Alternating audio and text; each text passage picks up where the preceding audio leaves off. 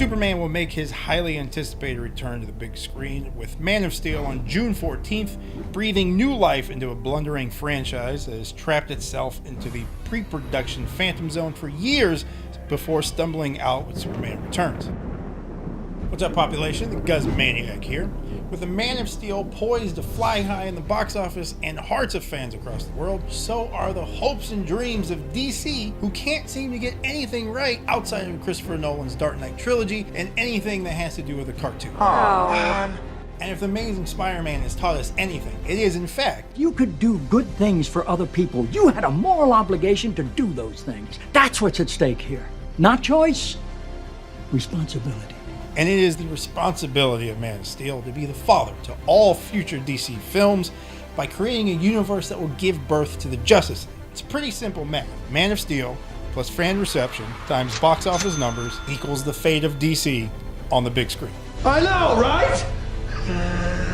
Although the Man of Steel's comeback trailer has been a complete clusterfuck, it has given us tons of comical script drafts written by some of Hollywood's top writers, a revolving door of directors, and a casting list that will spin your head around quicker than Superman can fly around the earth to reverse time. So straight from the Superman casting couch, I bring you a six-pack of actors who almost suited up in the blue and red tights as the lead role in Superman during those dark times in the Phantom Zone.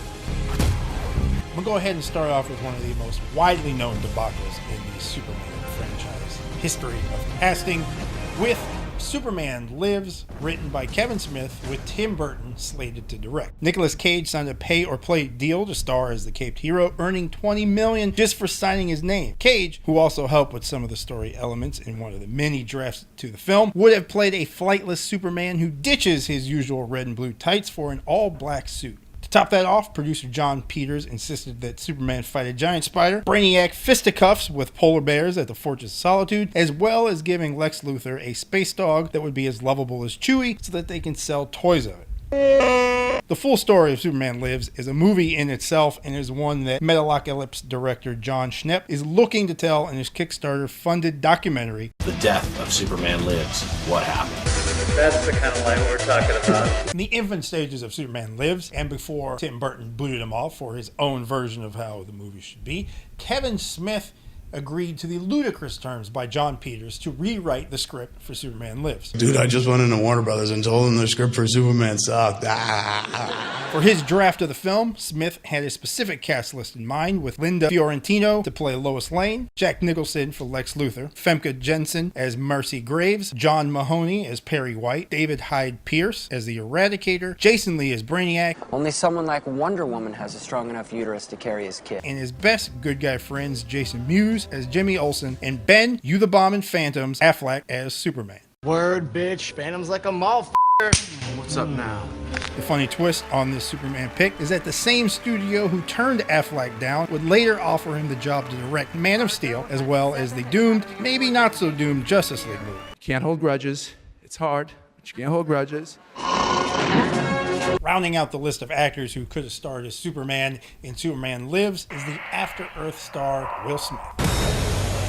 Producer and giant spider lover John Peters approached Will Smith to star in Superman Lives, but Smith turned down the role, citing ethnicity concerns. However, ethnic concerns did not stop Smith from accepting the leading role in John Peters' Wild Wild West, in which Peters was able to get his spider rocks off. So I'm sitting in the theater watching the movie. I'm like, good Lord, this is a piece of shit.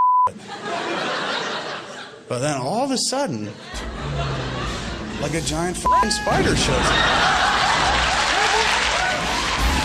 Moving away from Superman Lives, we now jump to the failed J.J. Abrams era of the Phantom Zone with Superman Flyby. Written by Abrams with Brett Ratner slated to direct, Flyby would have been a retelling of Superman's origin with a civil war between Jor-El and brother Katazor at the forefront. The feud would later spill over to their sons after Superman goes public to the world and Katazor's son, Tyzor, brings his revenge in the name of his father. I like the globe that flashes red like our Krypton sun. Ratner had a plan of telling the story over the span of 3 films, leading to an offer to Josh Arnett for a 3-picture deal netting $100 million. Arnett turned the deal down.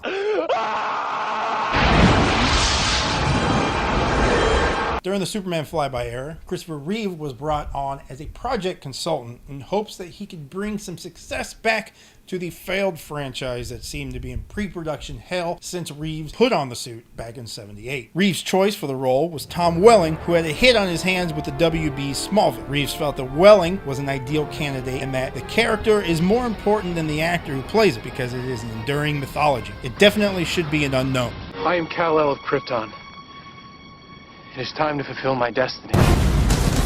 Topping off our six-pack is an actor who would later prove to be the right choice for the role. After Brett Ratner left Superman Flyby, Charlie's Angels director McG jumped on board. It finally looked like we were on the right track to get a Superman movie onto the big screen. I mean, I'm trying to get that movie made. At this time, Selma Blair and Scarlett Johansson were approached for the role of Lois Lane. Shia LaBeouf was approached for Jimmy Olsen and Johnny Depp for Lex Luthor. McG began to shoot test footage with actors such as Jason Behr, Jared Padalecki, Michael Cassidy, and the one, the only, Henry Cavill. Obviously, he didn't get the role, but he must have done something right during his auditions because he's wearing the suit right now. Flyby ended up falling apart with McG dropping off the project. Abrams threw in his hat to direct, but the studio turned him down in favor of hiring Bryan Singer, hoping for the same success that he brought to the X-Men franchise, and the project turned into 2006 Superman Returns, starring Brandon Routh. And we all know how that turned out. So long, Superman. There you have a population, a six-pack of actors who came this close, and one who ended up getting the role anyways of actors who could have been Superman. I'm super stoked for the release of Man of Steel, and hopefully all is right with the universe now that Henry Cavill landed the role of the Man of Steel in his second go-around, and that we can finally get a Superman movie worthy of building a DC universe around. There's no reason why we can't have an amazing Superman and a Justice League movie and Avengers do well in the same world that we all live in. We can do this, folks.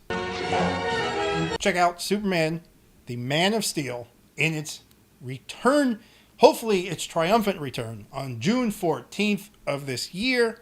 And check out PanelsOnPages.com for great daily content that is updated right now. As we speak, somebody just put up a new article.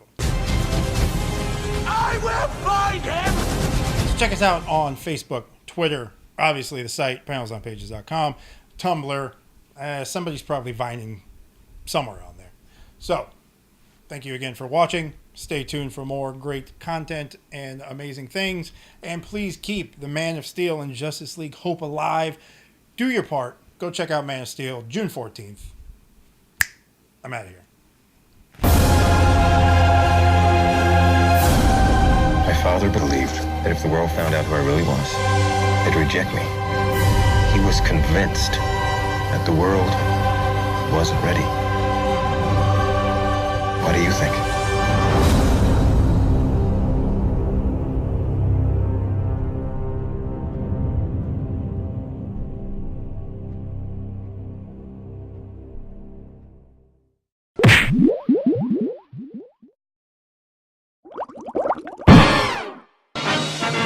General?